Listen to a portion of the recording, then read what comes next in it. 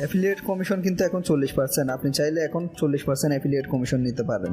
হ্যাঁ, আপনি কিন্তু এমনি নর্মালভাবে ওয়েবসাইট থেকে তাদের ওইখান থেকে অ্যাকাউন্ট খুললে 25% কমিশন পাবেন।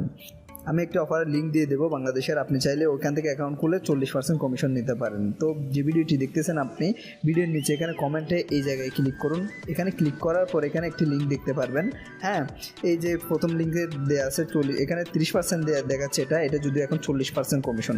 হ্যাঁ, আপনি ভিডিওর এই পাশে দেখুন, আমি ভিডিওর পাশে আমি আপনাদেরকে প্রমাণ সহ আমি অ্যাকাউন্টে দেখাচ্ছি, এখানে দেখলে বুঝতে পারবেন। 40% কমিশন নেওয়ার জন্য ভিডিওর নিচে যে লিঙ্কটা দেওয়া আছে এই লিঙ্কের মধ্যে ক্লিক করে দিন।